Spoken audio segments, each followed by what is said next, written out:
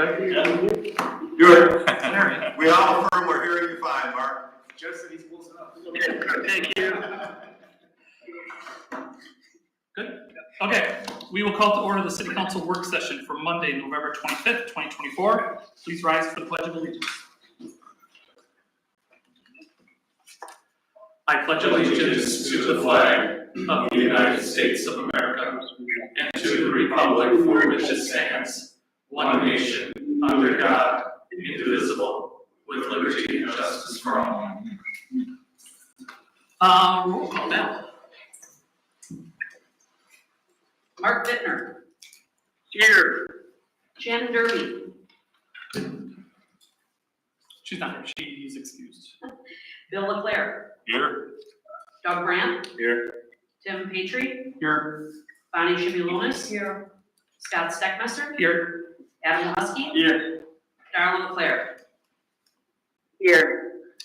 Okay, we're going to go to 3.5 tonight. Consideration from remote council members attending the meeting.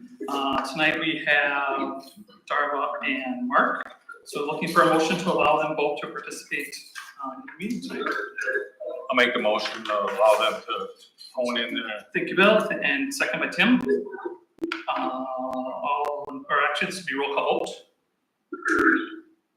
Shannon. Bill LeClaire. Aye. Douglas Brandt. Aye.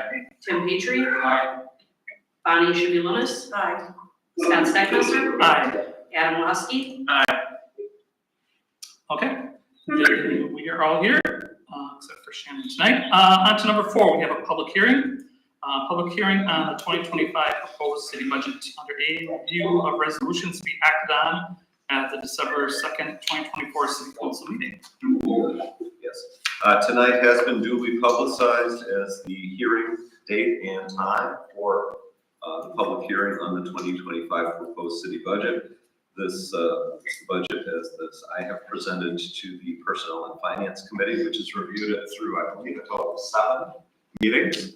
It comes recommended for approval, all of the various funds, with some minor modifications last week, Tuesday, which are not yet reflected in the documents in front of you, but I'll highlight those as we go through. It is a budget for all funds of the city. You've got in front of you a packet of the various resolutions which Cassie has prepared, and she and I will chime in on.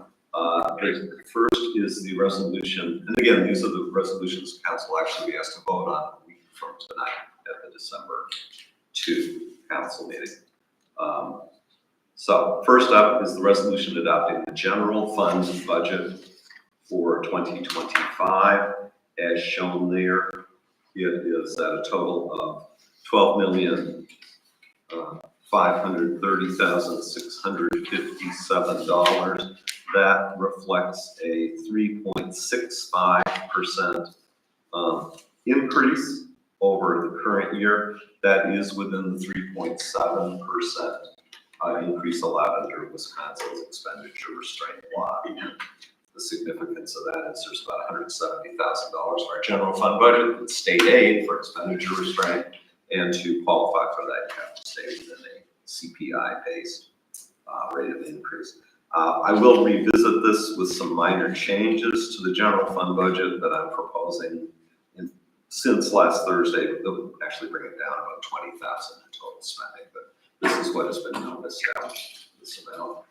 The second resolution is the resolution adopting budgets for other funds, and that consists of capital projects funds funded primarily through city borrowing, but also through grants, and in some cases, funds carried over from the prior year for capital projects.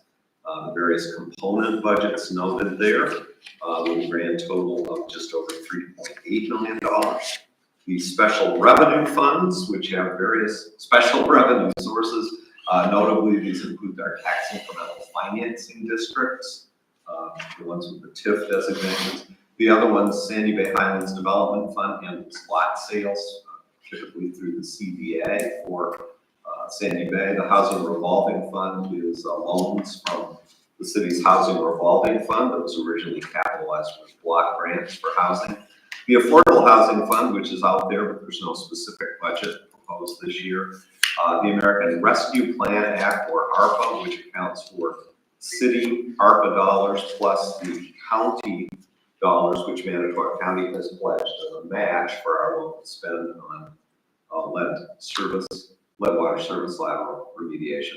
Docks and harbors, which relates to the city's launch ramps, revenues from user fees, expenses for maintaining the launch facilities and the channel markers. If you skip down past the TIF funds, you've got the other special revenue funds, the senior center fund, community tourism. I should know tourism developments where room tax comes in. That accounts for $360,000 in room tax, 30% of which is proposed to transfer over to the general fund, or $108,000. The balance of which, $252,000, is proposed to be transferred into community tourism, which falls under the Room Tax Commission. There's a draft budget been prepared for the Room Tax Commission's consideration. They're meeting next week, Friday, December 6th, to vote on that. But this does reflect the city taking the 30% that by statute we're allowed to utilize for non-tourism activities. Urban Forestry Fund is for tree maintenance, concession, and beer sales. Beer sales haven't happened yet, but concessions is the concession down at the beach primarily. Recreation Special Events Fund is for 4th of July fireworks and the various bands down in Central Park and at the beach. Those are funded primarily through donations, sponsorships, and the net profit or net revenue over expenses from that concession and beer sales fund.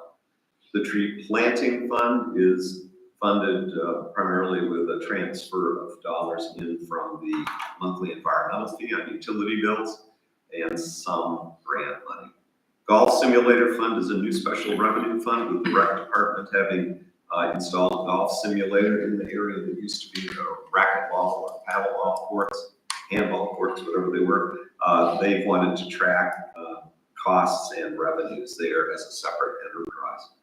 You've seen some of the social media stuff on that. Act 102, Fund 270, the Paramedic Act 102 fund accounts for state revenues that come into assist with capital purchases and some training for our EMS folks. Business Industrial Loan Fund, that is kind of a shot in the dark number, but it anticipates continued new loan activity from the city's revolving fund, and that'll be subject to actions of the Business Industrial Development Committee, the INC. Then finally, the Community Development Fund, which is the Community Development Office, basically an operating budget for community development. Those other funds, so-called, just shy of $5.25 million, $5,227,529. This resolution also addresses the city's 6 enterprise funds or utility funds. Their total budgeted expenses for the coming year are shown there, totaling $17,614,009. The big E there is the electric utility, most of which is the cost of purchase power that's then charged through the customers. The other ones as shown. Those utility budgets were all reviewed in a joint session of the Utilities Committee and the Finance Committee a couple weeks back. So grand total of the other funds, so-called, $26,660,050. There's a separate resolution next adopting the debt service fund budget. This is the budget that provides primarily tax dollars, but there are some transfers in from other funds. This is for payment of principal and interest on city general obligation debt. You can read that as primarily non-utility debt. And the total proposed borrowing does reflect where we were with capital projects. I'm sorry, no, I misspoke there. Reflects the debt service fund budget as presented. That number was already pretty much baked in based on cashier's borrow. Okay. The next resolution the council will be asked to act on next Monday is the resolution adopting tax levy for properties in the city. Council really has control of the first 3 lines here. The general city, the levy for supported general fund, debt service, and the library levy, as we have reviewed. While the the general fund levy is up a little, debt service down a little, library unchanged, the net impact of those would be zero change in the amount of the city property tax levy for next year. We do have some comparative numbers we can share with you. The Two Rivers Schools levy is up significantly, reflecting the impact of the district's borrowing. Manitowoc Public Schools has to appear on here because there are properties in the city that lie in the Manitowoc School District, mostly out by the Aurora Hospital, including the Aurora Medical Office building. Then the levy for Lakeshore Technical College and the levy for Manitowoc County. So again, when we talk about levy, that's expressed in dollars. Tax rate is expressed in dollars per thousand. I believe these are the assessed rates, right? Yeah, these are the assessed rates that will apply to properties in the city. So again, the only rates on this sheet that really are under the council's control are those for the city. And as you know, those ultimately appear as one line on the tax bill as city. But those are the three component parts of it. Under levy limits, we could this year be levying about $42,000 more in aggregate than what the budget proposes. So there's no limit on the levy for debt service. Council basically, whenever we do GO borrowing, makes an unlimited tax pledge that will tax whatever it takes to pay off that debt. However, while the levy limits formula takes that into account, the levies for library and general fund are basically capped based on the state's calculation of net new construction. And that was less than 0.8% for this year. And then finally, in the stack, the council will be asked to vote on the resolution approving the levy and assessment rate for the business improvement district that covers the downtown area. This in support of the Main Street program budget. This levy is up over last year by about $2,500, which reflects the addition of Bank First National, which had been omitted from that bid levy for several years. Mistake that was identified there. Other than that, it's intended to be revenue neutral. The bid board, when they met a couple of weeks ago today, was given a list of the current assessed values for properties in the bid, and they voted to adopt a rate at $1.77 per thousand, down from $2 per thousand last year and in recent years. That would basically, with the exception of adding Bank First, would keep the bid revenue neutral. So in other words, they opted not to take advantage of the reval and the higher assessed value that results from it. So those are the resolutions council will be asked to vote on, and I now recommend to the chair open the public hearing. Okay, on to B, public hearing. This is a public hearing on the 2025 proposed city budget. There will be 3 calls. If you wish to speak, please do so by stating your name and address for the record. There will be 3 calls. I'll open and close each one, and there'll be given enough time for anyone to speak. So for the public hearing for the 2025 proposed city budget, I'll open up the first call. Seeing no one, I'll close the first call and open up the second call. Seeing no one, I'll close the second call and open up the third and final call. Seeing no one, I will close the third and final call.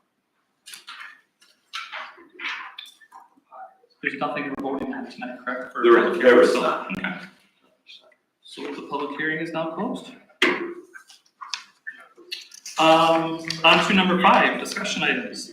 Discuss proposed 2025 city budget. First up, some more information on the taxes, property taxes, because I know that's of concern to folks, especially following the revaluation for this year. The first handout I would reference is this one that's landscape oriented. Title 2024 levies applicable to properties in the city. Remember, we're talking 2025 budget, but it's considered 2024 taxes in support of that budget. These are, for the city, the amounts that are proposed in the budget for the levy. For the other entities, they are the dollar amounts that have been certified by their respective boards who approved their budgets. So you see the city of Two Rivers, and this is outside the TIF districts because, again, we don't, as a city, get any operating money from the TIF districts. But so this is TID out. The city levy, broken down at the bottom of the page into those three components for general fund, debt service, and library, proposed to stay the same. No dollar change, no percentage change, 23 to 24.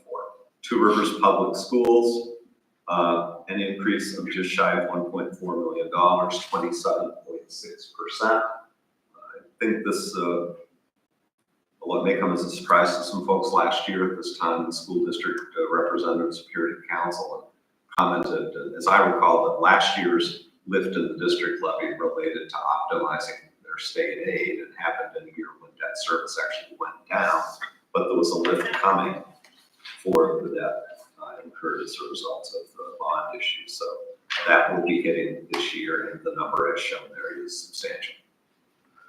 Manitowoc County, I don't know what their total levy changed, but remember, whether it's schools, county, or LTC, or Lakeshore College now, their levies get a portion based on the equalized value of the different units. So if Two Rivers is growing in value, equalized value faster than the rest of the county, we get a bigger share of those levies.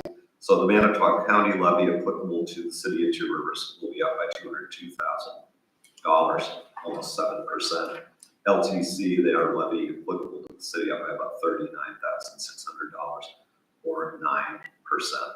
In aggregate, the taxes being levied against properties in the city outside of the TIF districts up 11.7%. The city is not contributing to any of that. Maybe we'll have our year when that happens, but I think it's important that we share these numbers. So the change reflects 2025. The 2025 budget says adopted. Yeah, so, and the group, is that what you're getting at? Yeah. Yeah, while we're talking, the change from 23 to 24 is, those are the numbers that will populate the tax bills that go up in a couple of weeks for the 2025 budget. And yeah, each of these bodies adopted their levy based on their 2025 budget. Okay. The second one I was going to point out, Cassie, I've got your page on the budget book, property tax levy, which repeats some of this. Does everybody have a copy of that? Again, it's portrait oriented and it's headed City of Two Rivers property tax levy.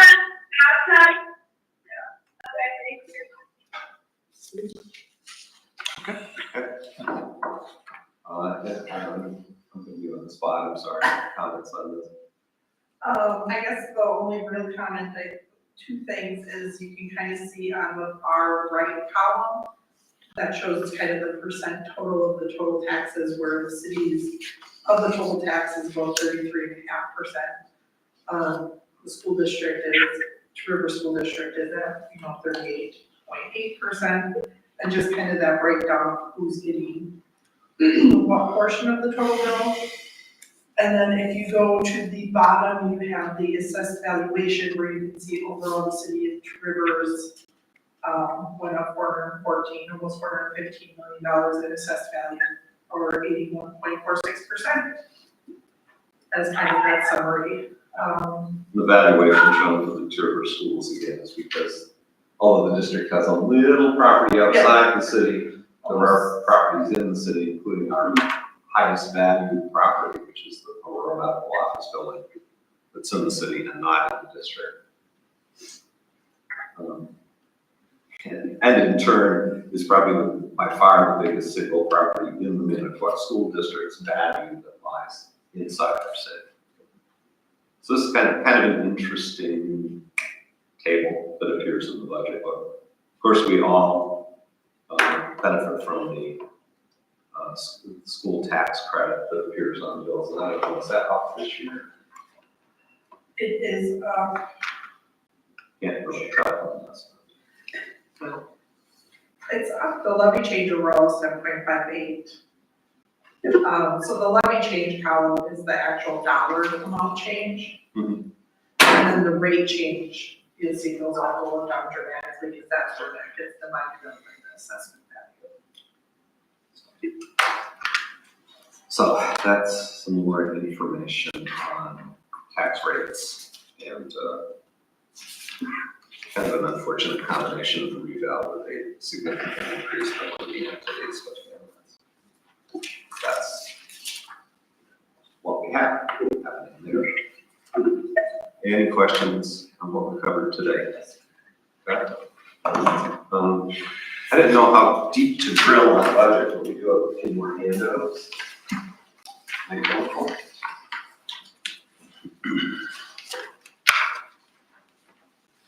First, you've got budget books in your boxes.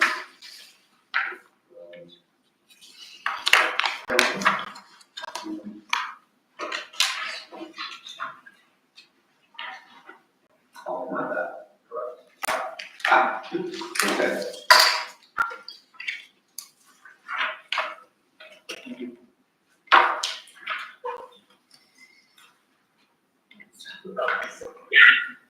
Yeah, we'll do the table and then whatever's left is for the,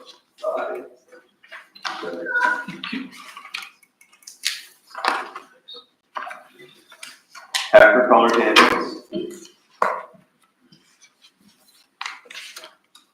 And Darla and Mark and Andrew, these were in your materials. They're both multi-page, landscape oriented with a yellow column for the 2025 budget, if that helps.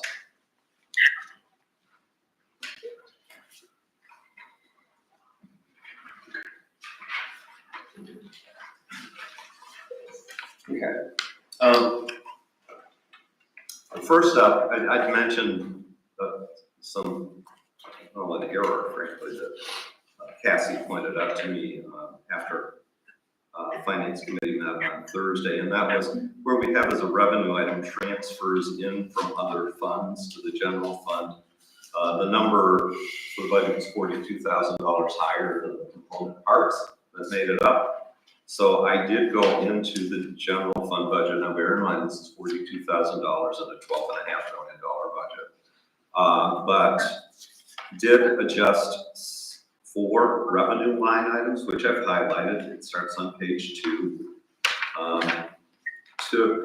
This is somewhat arbitrary, yeah, but I think in the realm of reasons. Took building permits up by $10,000 from 95 to 105. This year, it actually looks like we should be close to 100,000 in revenue.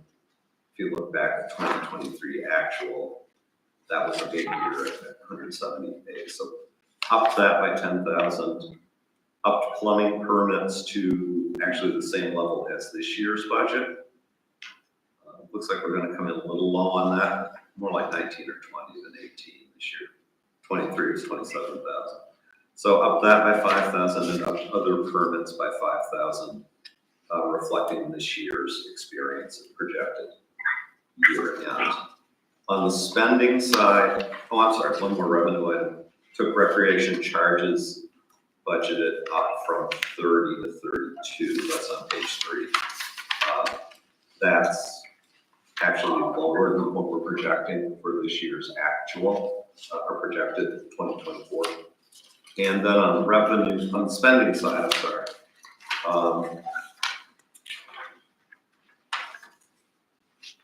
Sorry, that being page 4, I guess, but that gives you total revenues, which brings it to $1,510,657.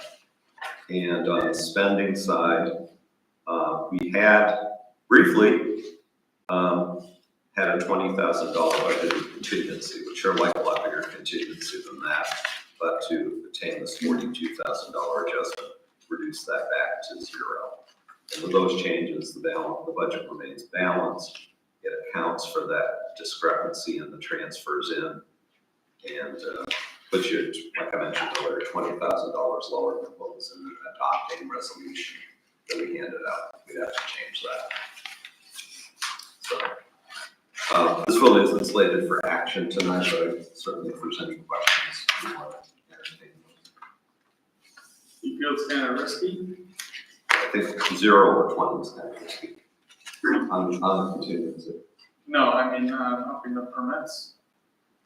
There's some risk there, but I think it's in the realm of reasonable, given what our history has been. It all depends. Is it a good construction year next year, which we think? Does everything fall off a cliff, which we don't know? I don't think it'll fall off a cliff. Hopefully, we'll continue to see some new home construction. We've got a couple of commercial and multifamily projects on the horizon, we think.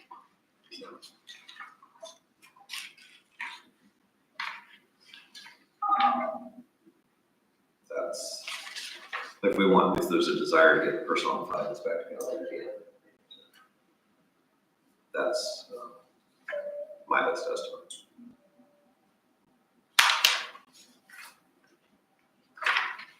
Any questions on that, at least for now? Where were the transfers in different? Were they just scattered about multiple different areas? It was, I believe it was one line item that they were coming in. So they're going to. They come in from one line item, they come in from Sandy Bay sales, which we brought down because we've only got a couple of city-owned lots left. They're still counting on some revenue there. They come from industrial development, Fund 417. And what's the other one? I'm sorry, they'll come in.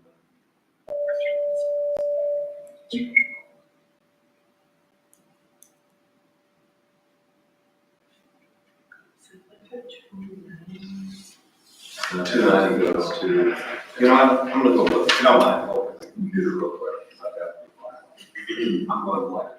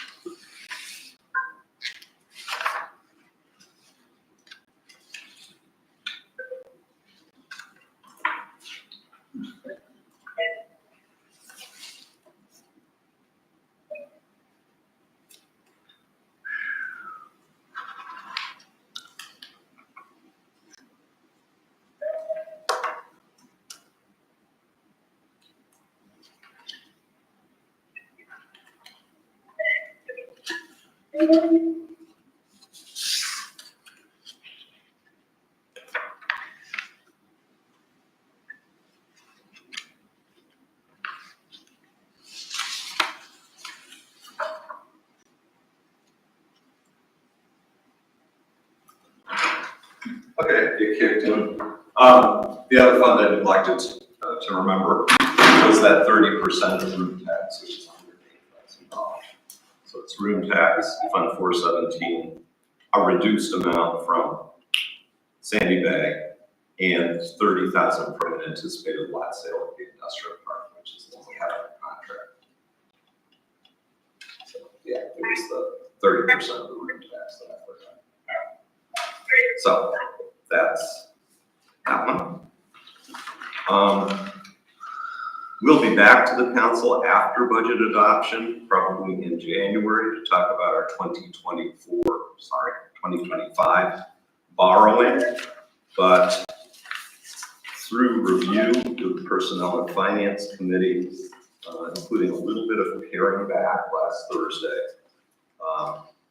we've got two columns here that show the total proposed GO borrowing reflected in the budget and how much of that would be tax supported, in other words, getting repaid from the property tax tax levy. If you want, we can spend a couple of minutes on this. These are all embedded in the capital budgets throughout the budget, but this is kind of a summary of where GO borrowing would happen. I'll just rip down through there, but please interrupt along the way. In the public works streets area, we've got the street component of 3 blocks over on the east side, Harbor, 16th, and Emmett Street. I want to say that's on the order of $1.5 million project. There's a lot of utility work there. It's being driven in large part by replacing an undersized main connection through that area. The general obligation portion for street work, much of which would be special assessed, is $500,000. Pierce reconstruction, which is some storm drainage work and mostly new asphalt through Neshota Park from 21st to Zlatnik in tandem with about a $420,000 park project. We've got some grant funding for it, is $175,000. There is a matter of paying for the balance of a new large format plotter, scanner, copier that was installed this year. Our old plotter scanner died this fall or late summer. Probably could have charged that to Public Works equipment, but are asking to roll that into this budget. Public Works is also proposing to purchase traffic counters, replacement traffic counters. The ones we have now are not functioning, is my understanding. Down at the shops, Public Works has proposed $475,000 in borrowing for some improvements to the buildings. We've been deferring a lot of activity down there, hoping to be replacing that facility. But in the meantime, we have roofs, we have structural supports and other things that are doors that won't shut, things that need to be addressed. In the efforts to bring tax-supported borrowing below $2 million, Finance Committee did direct cutting the 475 by $25,000. And the plan is also for Finance Committee and Public Works Committee with an invitation to the full council to tour down there and talk about this project before the borrowing takes place. Also, now there would be $25,000 for security improvements, so we would have some strategically placed cameras and key fob system. So just like this building, you know, just coming and going and plan. We could use more infrastructure work out at the Woodland Industrial Park, but we're deferring a street and utilities further extension out there out of this budget. There is $10,000 that we plan to spend out of the Woodland Industrial Park TID to extend water and sewer across that lot that's being sold to Rush Logistics to serve a 5-acre lot that fronts on Woodland Drive, basically the other half of the parcel that the Rush parcel was created from. There's no utilities under Woodland, so we retained an easement through the lot that's being sold to Rush for that. Sandy Bay Highlands, there's proposed new borrowing totaling about $440,000 there. The assumption is that will be repaid from lot sale revenue. And also this year we'd be direct spending another $11,000 out of the stormwater fund for some of the stormwater management at Sandy Bay. Concrete flat work and crack sealing would be ongoing routine maintenance on our concrete streets. Sidewalk replacement would be a new sidewalk replacement contract. We're behind on that, and we've got a backlog of sidewalk replacement work to be done around town. Much of that repaid through special assessments or special charges. There's enough money for one full set of crosswalk replacements downtown where the colored stamped concrete continues to deteriorate. Our own crews did I think 3-legged intersection on 22nd at East River this fall. Washington Street downtown anticipates also doing some mud jacking where we've got some of those 2x2 foot panels that are settling, or some areas the red concrete behind the curb settled. We talked quite a bit about work on the wayside parking lots along Memorial Drive. Had a cost estimate of about $100,000 for the parking lot opposite Spruce Drive by the Chamber. Whatever asphalt remains there could use a new surface. The thought is that the surface area of that lot could be reduced considerably too, probably to put in a more pollinator gardens. Recommending deferring that. That might be grant eligible, seeing how that's part of the focus of these waterfront planning grants that we're doing right now, or that we will be doing over the next couple of years. Then there was a total of $75,000 that was budgeted for the other lots. Through discussion, we pared that back down at finance and personnel to $50,000 with the idea that Public Works can go out there and hit the areas that need it worse. That would probably include where the wheel stops are settling in on the lakeward side of the Spirit of the Rivers parking lot and a couple of the smaller ones. It may not get everything done that has to be done on those waysides, but it would be a start. And I know I had said to the committee, I guess I'd want to wait too and see how we come in on this Latnick project. That's mostly asphalt. If we bid it at the same time as these lots and this Latnick comes in under budget, the council could opt to say, hey, they're in the same capital fund, you know, that freed up some money for the lots. On the other hand, if Latnick comes in high, we might have to cannibalize the parking lot. So that's that. And then we are able, based on carryover that's available, based on our projections in the street fund and the other public works capital fund, we should be able to apply. Oops, that change didn't get made, I'm sorry. We should be able to not go to 175, but go to 167. That's an $8,000 error. I wondered how I overshot what we talked about at finance. That should be going from 175 up to 150 up to 167. Going on to the second page, a fairly good list of projects in parks and recreation. Community house, the roof over the stage is leaking and needs attention. That's sort of a barrel vaulted roof over the stage. Senior center windows replaced. Vietnam Vets Park improvements. We did cut that by $13,000, which should be, oh, I'm sorry, yeah, that was at 20, that was at 25. 25 down to 12. There's 3,000 that can be carried over from this year for field work. There was also field work done late this season that was to improve drainage on the ball diamonds. If we add that into the TID 11 budget and pay it early next year, TID 11, which was the TIF district created to help primarily with St. Peter the Fisherman, Vinton's conversion of that property. There are work items at Vietnam Veterans Park that are in that TIF plan, including drainage improvements. So long story short, yeah, that can get us from 25 down to 12 here, as reflected. There's routine replacements for the tractor that's used primarily pulling the beach groomer and some of our lawnmowers.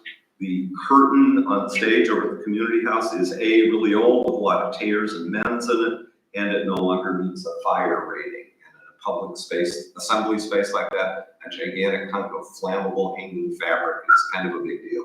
So that's the program for replacement at $25,000 is the estimate. We do have the stewardship grant that was awarded for the next phase of Nashotah Park improvements.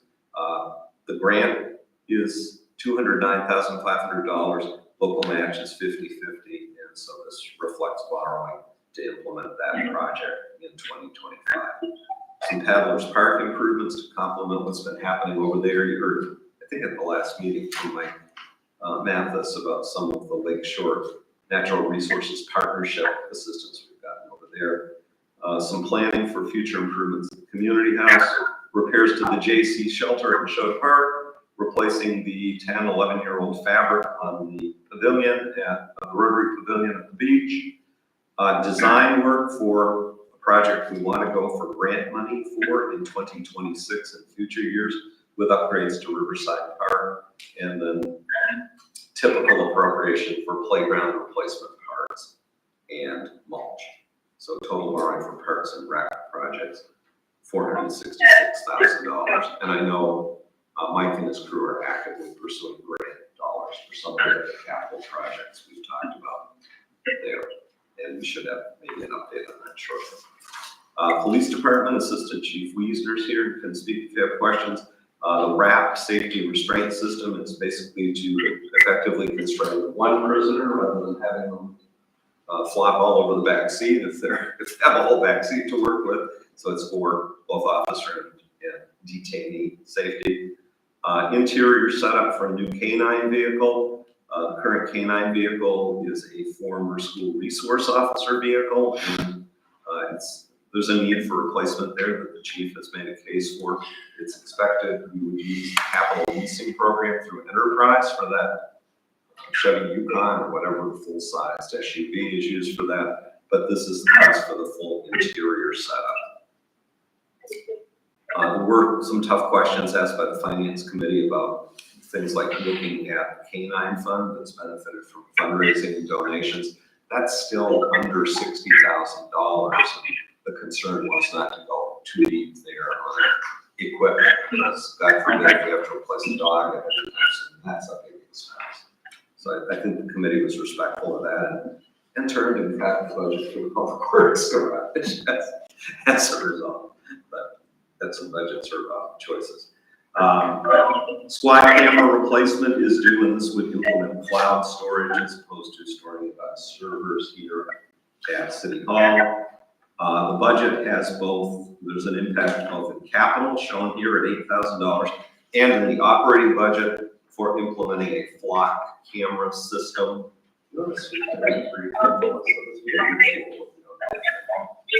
Yeah, so a lot of communities have actually used the flock camera system, and what it does is it automatically reads plates that pass by it, so it makes it really easy to kind of track who's in the area, to find people if we're looking for them. Would have been really great if we had it previously, but it's something that a lot of communities are going with and solve a lot of crimes and do a lot of other things with it. So this would be for selected locations, I think at 4 entry exit points, so a total of 8 cameras initially. My understanding, there were presently any in Manitowoc County. We were told the Manitowoc PD, their 2025 budget was pursuing this. Our county hasn't done it, that's the other entity that could be doing it, but they're not. So, as the assistant chief mentioned, could have been incredibly valuable and a pretty tragic event that just passed. Kind of makes you sad that we're in that kind of era, but it's useful too. Fire department, a fairly light year in 2024. Loose equipment to be purchased by the department, more cost effective, that will go on the new pumper apparatus that will be delivered in 2026. That is about an $800,000 spend. Keep that in mind, so that this anticipates that borrowing would happen in 2026 as far as delivery. There's a project that would involve upgrading the bathrooms at the station. This is the material cost. Chief's looking at relying heavily on the skills of our fire department staff to do this, just like they do a lot of work at the station. Routine replacement of turnout gear, 1 portable radio replacement, and a rescue jet ski, the need for which was driven home with the unfortunate drowning situation and the related rescue attempts at the beach in August, in the summer at least of 2023. This one was pretty well received by finance, and Chief, you want to speak to that just a little as far as this wouldn't be your typical jet ski, it's a rescue type. Yeah, and I spoke to some council people earlier. To put in perspective, this is a jet ski like you would see at a surfing competition. And when we go out in the lake, our boat can go out about 4-foot waves with no white caps. The Coast Guard can go out to either 6 to 8 feet with no white caps. So if we need to have water, like it was the day of the drowning, it only happens a couple times a year, we can actually launch out and we can go attempt to get the person, hopefully get the person like that. So we have something that can go out, so we're not sitting helpless on the beach, not able to do anything. Happily on that sad day, we were assisted by a private citizen that happened to be there, but that was just happenstance. Yeah, there was a Manitowoc police officer that grabbed the jet ski and was able to go out there and get the person out. So that's the capital plan, that needs to be funded through GL borrowing you know, there's a fair amount of borrowing in the utilities for all of the underground stuff on that east side project, the 3 blocks that we mentioned, and for the ongoing, probably for the next decade, efforts on lead lateral replacement. So, again, this isn't final, but these are essentially the numbers in the budget that you'll be voting on next Monday. We'll be back in front of the council once we have some projections from Baird, our financial consultants. Probably bringing this borrowing to a vote in January, February, so we can get it out to the market. Usually the first step there is to do a resolution of intent to reimburse costs from proceeds of borrowing. So if we go out and spend any of this money before we borrow it, we're covered. And we have the official record of intent to reimburse. That's all I have on the budget at this point. I hope that wasn't overkill, but trying to summarize what was a whole lot of work at personnel and finance and by the staff. What was, on the front of that Yep. page, what was the 10,000 for TD Road? What was that for? That is for the wayside opposite Phoebe Road. Oh, okay, Yeah, to fix up the asphalt. Those are all waysides in that okay. Yeah. Oh, I see. Used to be DOT paid to take care of those waysides, including mowing, or excuse me, yeah, actually, mowing, plowing in the wintertime, resurfacing it every so often, but in recent years, they've said, nope, not doing that anymore, that's up to the locals. We do have, and just as a quick aside, we have an interesting opportunity this coming year. DOT reached out about 3 weeks ago. They're shutting down the 2 waysides on I-43 between here and Green Bay for reconstruction. And they currently contract with Ascend Services for crews that do the mowing, the building maintenance, et cetera. They want to keep those crews gainfully employed even though there's no work to be done this year, because they don't want to displace the workers. They want to be able to have them engaged again when the project is done. So they're interested in seeing if they could, at the state's expense, take on maintenance of the Woodland Wayside and maybe the other waysides. I suggested we also have a trail that connects those waysides. So I don't think it extends beyond that. I think they really want to stay with facilities that are on the state highway, because otherwise we've got a cemetery, we've got a beach, we've got a lot of things. But that's right. It's that presents a little bit of a win-win situation for the coming year. So, They already do a wayside by Howard's Grove somewhere, I think. they probably do. Yeah. Yeah. And prior to the city taking over the wayside opposite, the Spirit of the Rivers wayside opposite Woodland, they did. We didn't consider real cost effective. Looked at it, so our crews doing that. Okay, that's all I have on budget. Unless there are other questions. No? Okay, then, Yeah, one question. The resolution adopting general fund budgets for city of Two Rivers, the first one we went over. Yep. 5 pages back. The levies. Yep. Was the library intended to be that high? That helps remember something.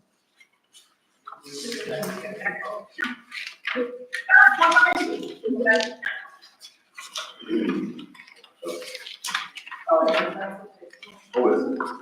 oh, no, that's the TID. Oh, these are So TID on numbers. that one, it's the TID, so it's the 671,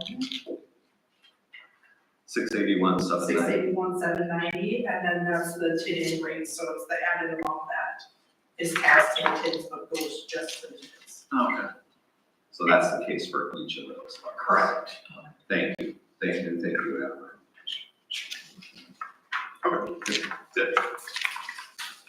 Okay, and we do have copies of Scott's email. did you want to do pricing structure for Sandy Bay? Oh, yes, sorry. That, yes, thank you. For the folks joining by phone, Val is distributing the handout. This is the one on Sandy Bay lot pricing. Thank you.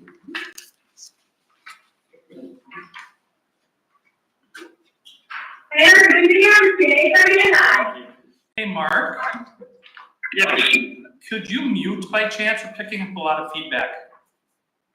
Sure. So that's my grandkids. I get it. Feel free to jump in whenever you have a question. Yes, please. Okay, I just thought it would be useful, given our discussion at the last meeting, with I've got CBA tomorrow night to talk about Sandy Bay lot pricing and marketing, to just recap where I believe we are on lot pricing and make sure there's concurrence here.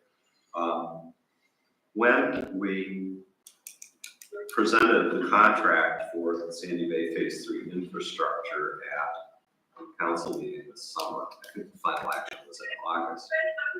We identified an infrastructure cost, and that's about halfway down here, total or infrastructure cost principal at just shy of $1.5 million, $1,476,953.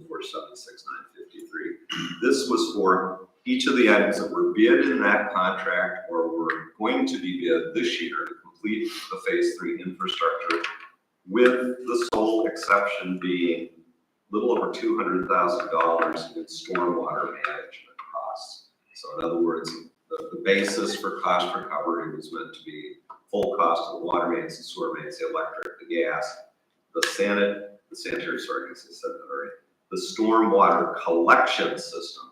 But there was about, with contingency, about $210,000 or so in stormwater management features, which it was agreed would not be cost recovered, but would be a cost absorbed by the stormwater utility.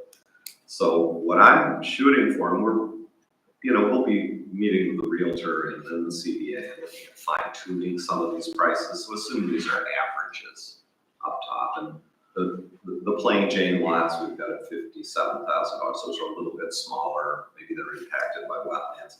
Up to some of the larger size lots that are 4/10, up to half an acre at $75,000. That's substantially more than we've been charging for lots, but it reflects reality and it isn't high compared to what you see lots going for in other communities.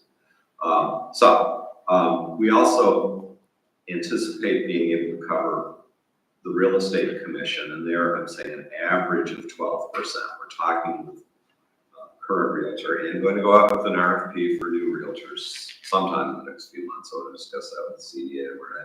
But I figure an average of 12%. We're looking at bringing the commission down at least from 20 to 15%, lowering it to 12 when the realtor is representing the buyer and the city as seller. And frankly, there are some contractors that have shown an interest in lots for spec houses, and I want those as exclusions to the listings. There's no commission paid. So I said, for purposes of this calculation, assume it's a 12% commission on those lot sales at the price is shown above.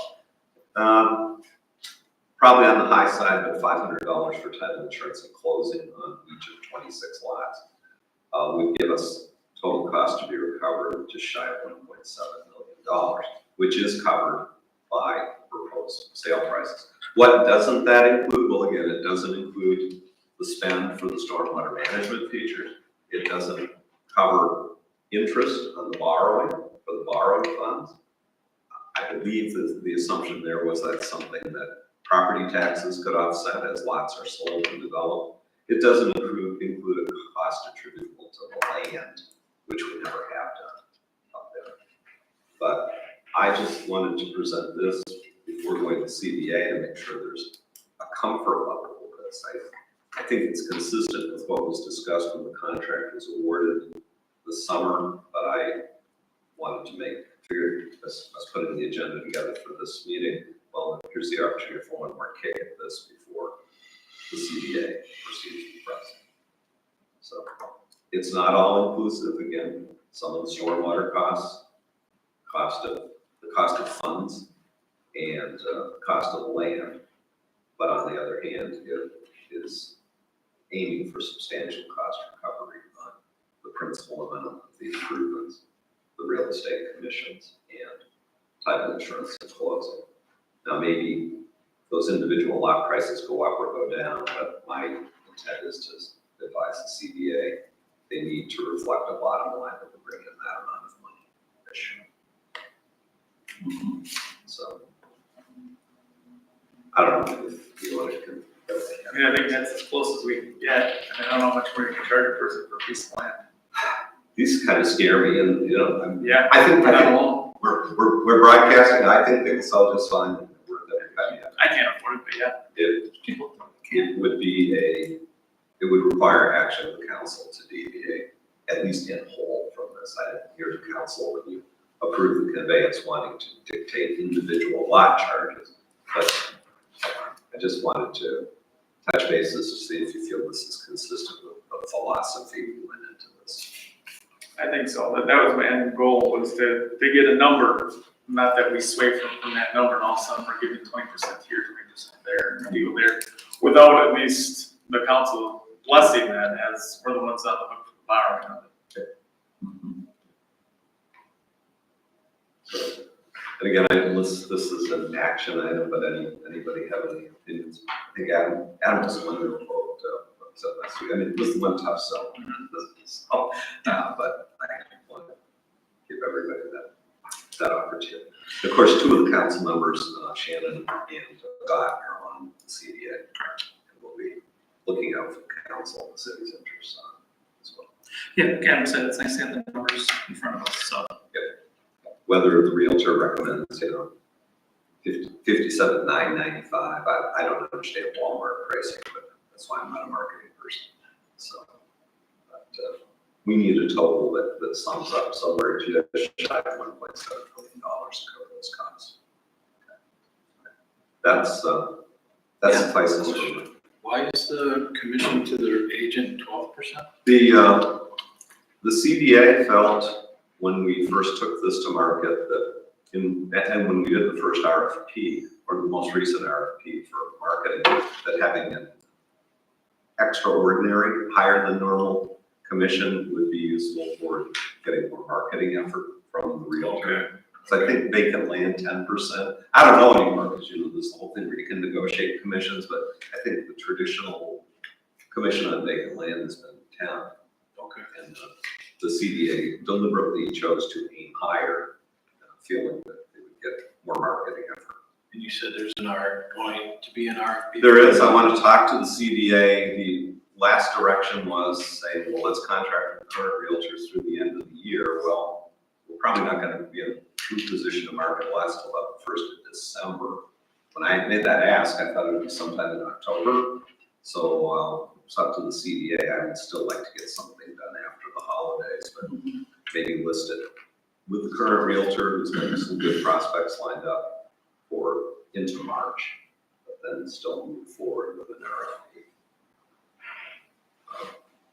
We need to have the CDA vote tomorrow night on to accept the property the council voted to deed to them. We've got revised covenants, which pretty much are like the phase 2 covenants, and then to approve a listing agreement. But then comes Thanksgiving. Yeah. Okay. Anything else on this? And we'll report back to you with the minutes from CDA. Now we're up to Val from Distribute. So, I sent everyone an email. And that was nice enough to print these out before I get one. So I can start talking. So I sent you all a proposal for doing listening sessions. I know Bonnie's done them in the past. I don't know how many you've done, 1 or 2 or, How many have you done? How many listening sessions have you done in the past? You used to have some at the library. You did. You did, so. There was one famous one. We don't call the I'm not against this, but this citizen said that they never had a chance to talk to council. So I said, well, I'll do a listening session. Yep. Oh, and this person had all these friends, and then the next communication, well, they might not all come, but they sure did. But anyway, I just did it because, they were complaining about it. I don't think this is a bad idea, but why don't you just start now? Yeah, exactly. So this isn't any formal thing or anything like that. This was one night sitting watching, I think the TV was on, and I had a laptop on my lap. It's like, you know what? I'm just gonna take some stuff off. So this was just kind of a brain dump of what was in my head at the time.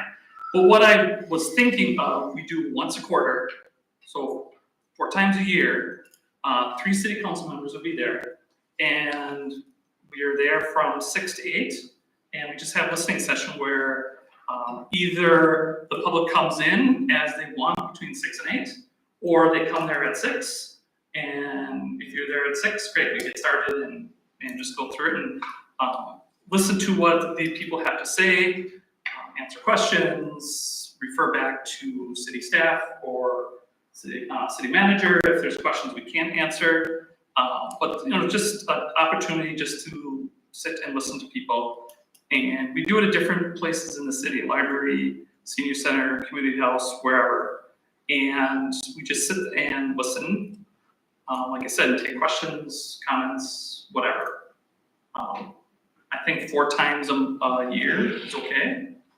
I don't want to do it every month or every other week, but it's just something I'm just kind of throwing out there to see if anyone would be interested. I don't know if I want to make it a required thing, but it would be nice, I think, to kind of rotate people through it as we go through it. And you know what? If we do 1 and no one shows up, then we just stop. Or we do 2 and no one shows up at both of them, then we just stop. I wonder if, sometimes you have input from the public, well, you do every single meeting. It just popped into my head. Now, what if we considered what they said at a listening session? No, I mean, a work session. I mean, because maybe that's part of the reason they think that they're not being heard, because a lot of times they come up and they say something and it's a concern and it kind of gets dropped. Yeah, we really can't discuss it. Right, yeah, we can't. Right. I don't know, if it doesn't work, at least try this. Yeah, I mean, there are other ways people can contact us. They can email, call, they can fill out the little form on the website, but there's still some people out there that think we don't listen and don't care. So this is kind of my way of saying, okay, let's listen and let's care a little bit more. I know we already do, but this is just another way people can get a hold of us. Yeah. Is there a reason, I like it, by the way, but is there a reason why we can only have 3, can't we post it, have as many there to communicate back and forth? Versus leaving anyone out, if there's a council member that may want to go to all 4 and hear and have dialogue, if we post it, we should be able to have any number. I think, but that would be a better question for us. Yeah, no, absolutely. No, I was trying to keep it as simple as possible, where there's not a lot of extra work that needs to be done. Yeah, or even we don't have to show up. Right. I mean, Well, we when it's not here, you say president or vice president, so obviously there'll be one of us there. Right. But I think if anyone else wanted to come, if we get 4 or 5, it's posted. Yeah, absolutely. I think we could, and that way we're not excluding anyone on council from having the dialogue back and forth with Correct. Yep. any concerns. Yeah, absolutely. Just as long as, it's not like we're gonna do any action or vote on anything there. It's just, like you said, we could just. Mr. President, Adam covered my concern. I think it's a good idea. I think there's no harm in trying it. But I'd like to remind the community too that do not stop regular communication with council members directly or emails to the city manager, which ultimately comes to council too. But let's try it and see what the results are. Yeah, I don't want to discourage others. It's just another way for people to come see us. And I like that it's informal, like a library, senior center, community house. It doesn't have the feel of pressure in front of the camera coming up here before much on and out. Right. Yeah, it would just be the council members. I wouldn't expect staff to be there, or Greg to be there, Val to be there, or anything. It would just be city council laid back at a neutral location. Jeff has a beautiful library. Yes, Right, absolutely. If you make it a posted meeting where it's anticipated there'd be a quorum, you would need a staff person for 8 minutes. Okay. It's an open question, and you asked it in your email whether it was less than a quorum by design, or ended up being a quorum. Do you stream or televise it? That's the council's call. I'd advise you against it, because I think that's one of the deterrents to people coming and talking. Yeah. No, it's there just so they can just come in and just have a chat with us while we're there. And then, Yeah. are you gonna pick different times and dates? I think that's not such a bad idea. Yeah, it would be, and that's another thing, do we do it once a quarter, do we do it 4 times a year, or do we do it more often?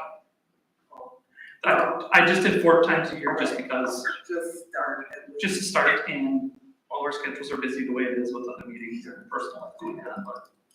Yeah, Mr. President, I see that Andrew Adams has raised his hand on my screen, right, Andrew? That is correct. I just wanted to step in here with legal counsel's 2 thoughts here. Yes, please. Is that all right? Yeah, go ahead.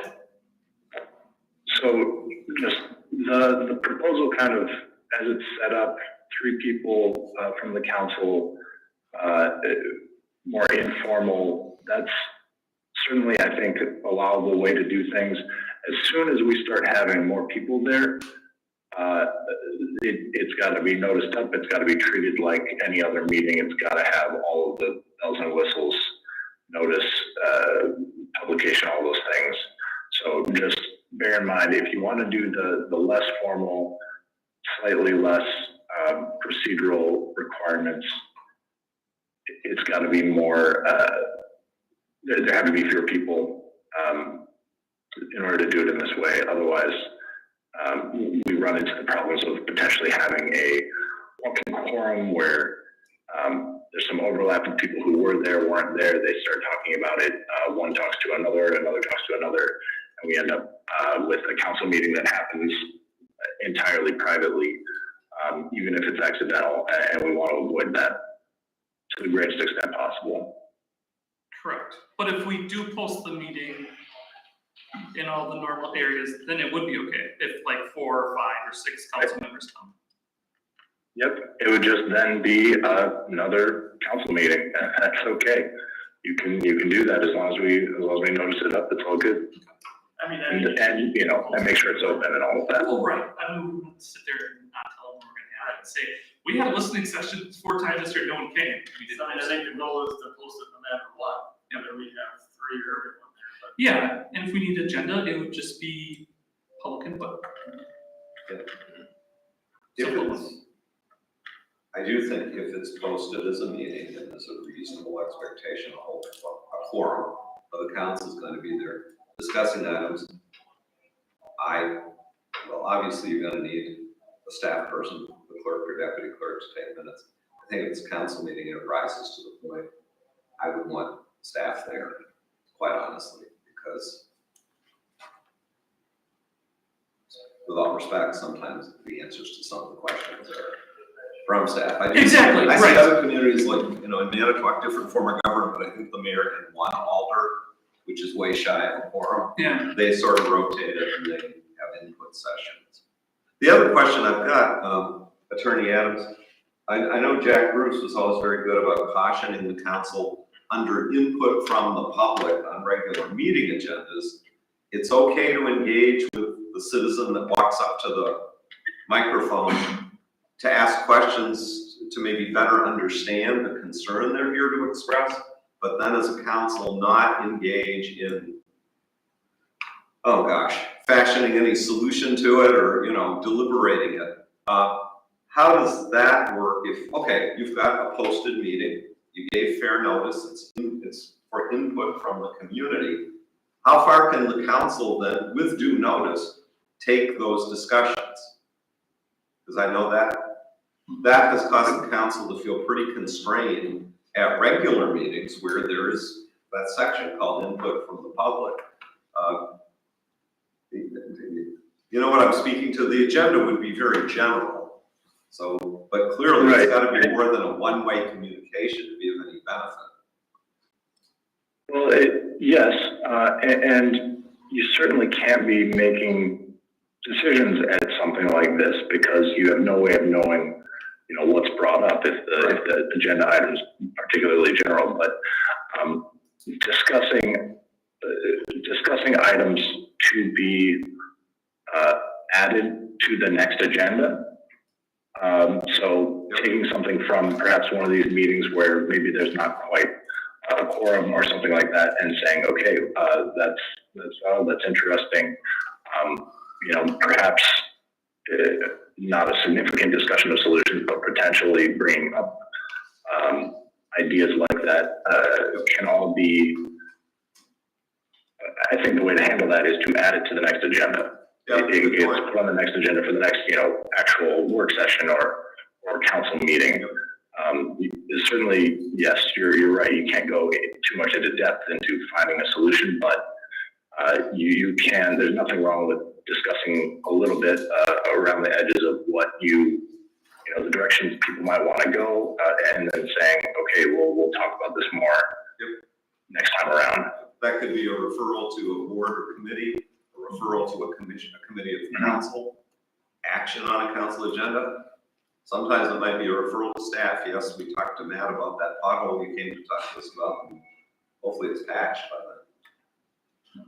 So and I think for meetings like this, it almost always has to be, it can't be something that's acted on, well, I shouldn't say can't, but in most instances, it's not going to be something that's going to be able to be acted on in the next council meeting because you have to start with the whole council talking about it, you know, properly noticed up and everything for that next agenda. okay. I mean, maybe having everyone there is a good idea. I mean, I don't want to bombard staff or make people feel uncomfortable when they're talking, because there again, it could be two people, and it could be a city of, you know, 8 city representatives there, and that can start to feel uncomfortable. And I just don't like the fact that all of us can't be there. It's different in Manitowoc because they represent the district. So if it doesn't, in Manitowoc, if they only have one in the mayor, that's fine, because that guy only represents that district. Good point. Where we represent the city as a whole, so we're not getting the whole perspective, just that there's a few people there. But wait, They have that dialogue back and forth. Right. That's And that was the purpose of this, is for that dialogue back and forth. so it sounds like you either go whole hog and they are special council meetings for public input, or by design, you keep them small and admonish council members to stay away and don't create anything close to a quorum. That may make it tough. Oh, I'm sorry, I'm just looking in one direction. So if it's gonna be, they're gonna ask us questions, what are we allowed to answer? You know, there's certain things where I think some of this will be, someone will say, hey, what about this? But I know a lot of it is gonna be, well, this is what we heard in our opinions, this. And how do you tell them without getting in trouble with Right, what's available to tell them? Yeah, closed session questions, well, that obviously we couldn't do much with. right, but that's what you're kind of. There's a Yeah. lot of, where You know. we get yeah, accused of stuff and Right. there's one-sided information out there and people see all this one-sided information and they're gonna ask questions. Then how do we answer them without getting in trouble, or, you know, how far can you answer? If you say, my opinion is this, or can we say, well, it kind of looks like this, but, you know, just curious on how that would work out. Not that we end up running ourselves into. Or parts of the code of conduct should probably be suspended, because I mean, technically you're only supposed to ask clarifying questions. Right. So I mean, what good is this if we're only asking clarifying questions and not You have to say, keep going back and forth? questions, you know, your neighbor. But then again, it's not really a public meeting, we don't have a quorum, we have to follow that. Correct. Because it's not really input from the public, it's a listening It's session. just a listening session, yeah. Because I think the dialogue back and forth is gonna be best, and not necessarily pick apart on, but be able to say, well, what about this, kind of play devil's advocate with them. Yeah, right. Sometimes to maybe see your side of it and maybe come to a compromise in the middle, but you can't do that at input from the public because it's against the code of conduct.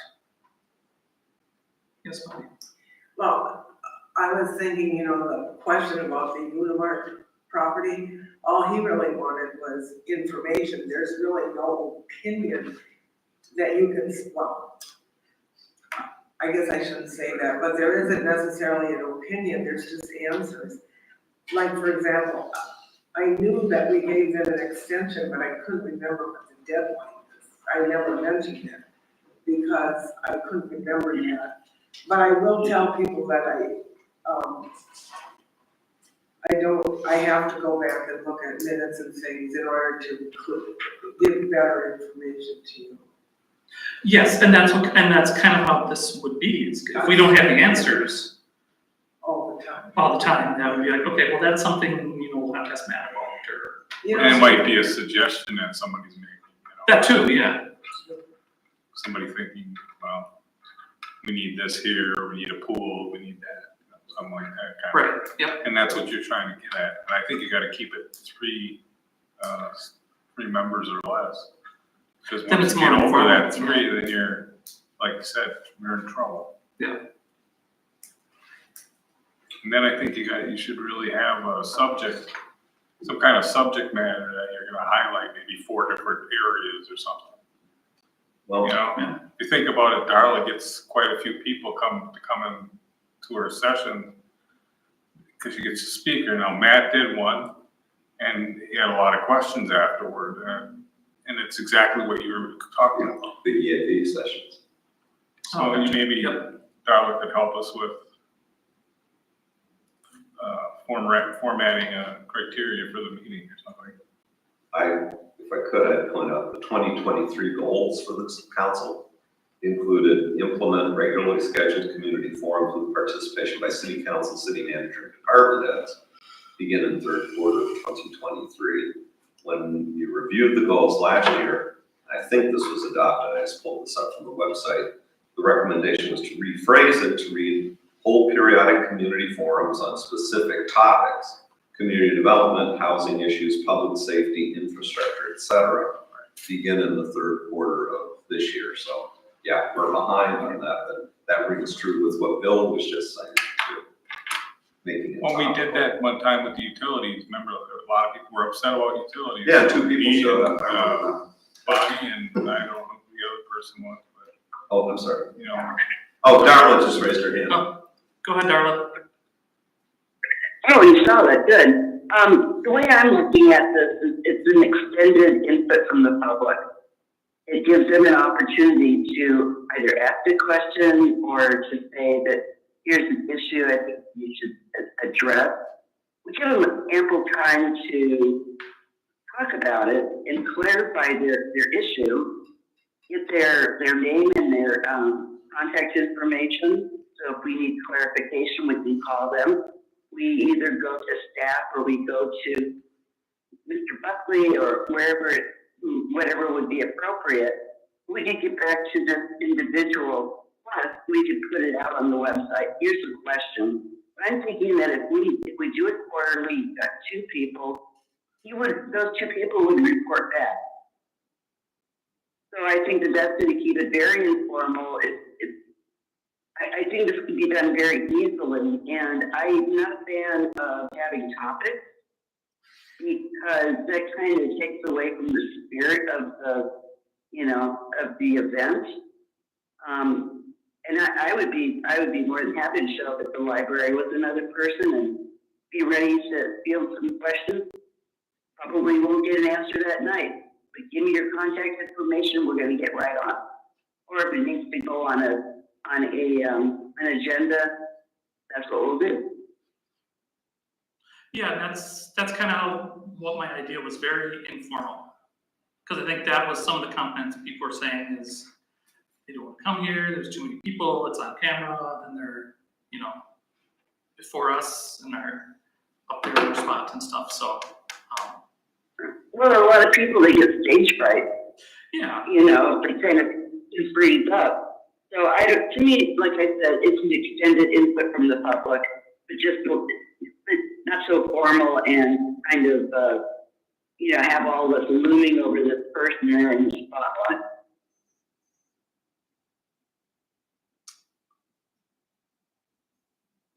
else? Any other thoughts? Would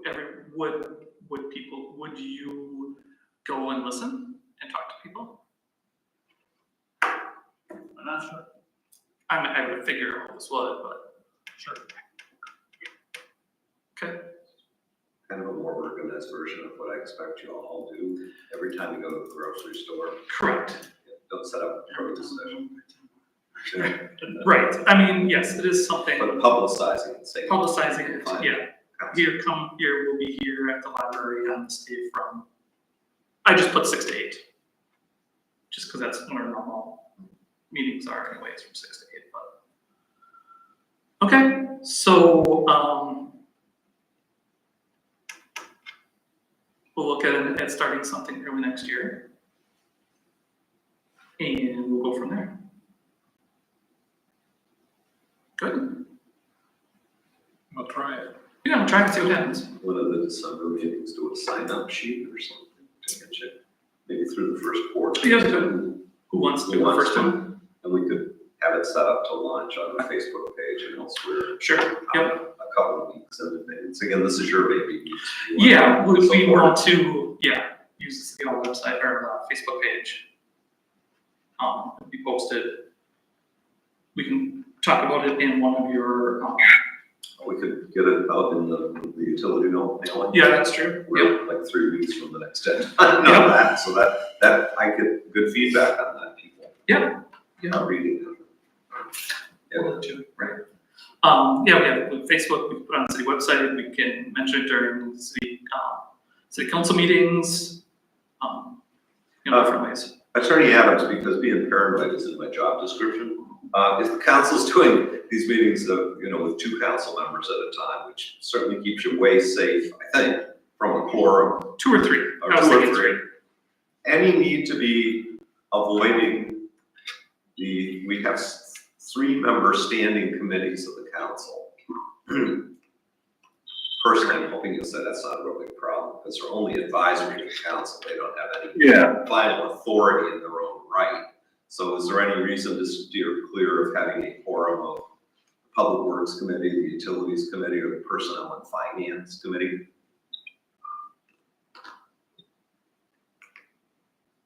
Yeah, we would need to avoid having, yes, quorums of committees. I think that's And that would be too a piece of it. It's committees, it's the council itself, it's any sort of, if we make special work groups, those need to be avoided.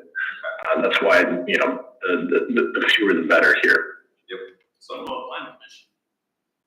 no, there's only one council member that sits on the plan. Right, but if there's citizens that come, because they got final authority over. Oh, I can't prove any of them. I guess if Well, I mean, they could come as a citizen body themselves. Right, Good yeah. point. Using that as an example, let's say Adam was on the planning commission, was one of the council members there. If 2 plan commission members show up, generally, if you end up with an incidental quorum, that's not an issue, but help me out, again, Andrew, if you then have a quorum of the plan commission present with, you'd have to have 3 citizens show up, I guess. You sure wouldn't want to be talking about matters that are coming before the plan commission?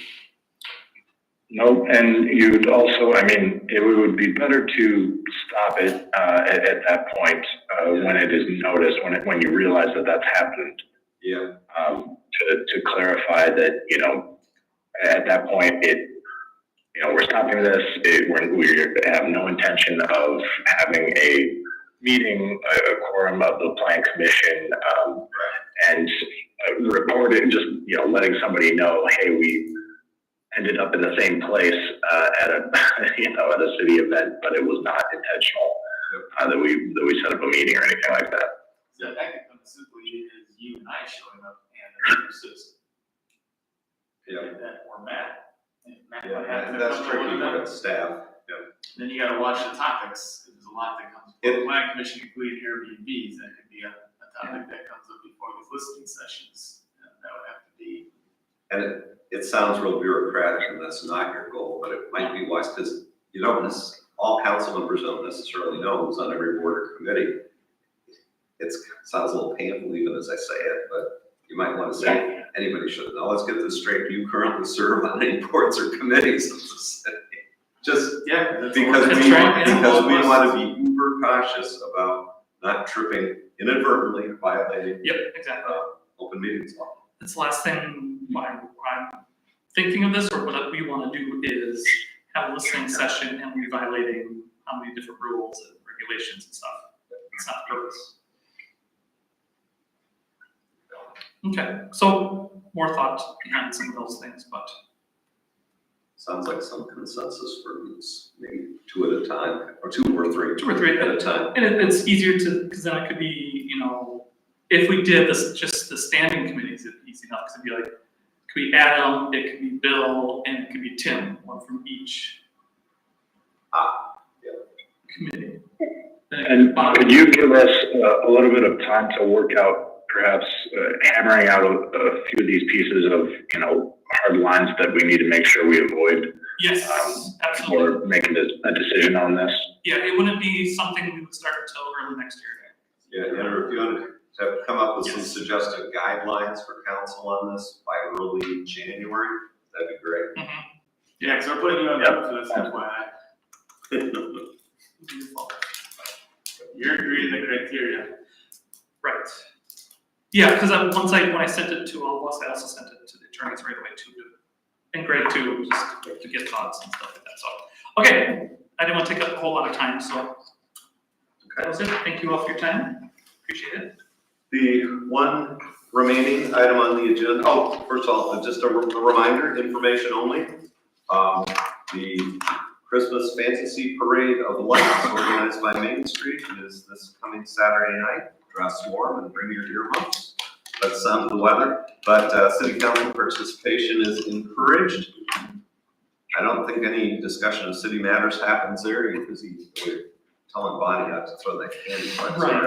But usual gathering spot north of 22nd Street. And we'll have a city pickup truck decked out and the banner that council typically carries. So how many folks are planning to attend right now?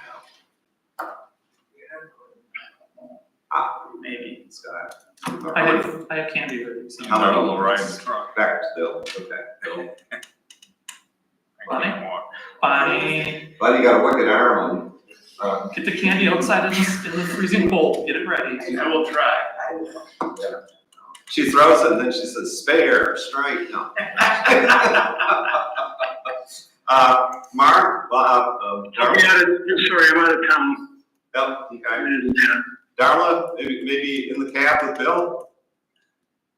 Not having. Yeah, just like last year, and if I'm driving, I promise not to put it in reverse while I'm trying to get to neutral. Okay. Tim, do you know? I'm not sure. Try to do candy fest. Doug? Not 100% sure yet. Okay. I'll come in. In any event, we'll get a reminder out and there will be a vehicle. Probably the same city pickup with a giant inflatable snowman and a lighted wreath on the front. So, thank you. Would request that the council go into closed session as indicated, and council president can carry that forward. I do not anticipate action on reconvening other than to adjourn. Okay. So, the city council reserves the right to enter into closed session per Wisconsin statute 19.851E, deliberating or negotiating the purchasing of public properties, the investment of public funds, or conducting other specified public business whenever competitive or bargaining reasons require a closed session. Tonight, discuss possible TID 15 development agreement for developer grant to assist in the redevelopment of 3000 Forbes Avenue with a market rate apartment complex. Looking for a motion to go into closed session. Thank you, Adam. Second by Tim. Any council discussion? Hearing none, roll call vote. Bill Leclerc, Aye. Doug Brandt, Aye. Tim Petrie, Aye. Bonnie Shinalonis. Aye. Scott Steckmeister. Aye. Adam Woski. Aye. Darla Leclerc, Aye. Mark Bittner, Aye. Motion passed. Thank you all. We are in close. No, Oh, sorry. sleeper David. Oh, well, yeah. You can always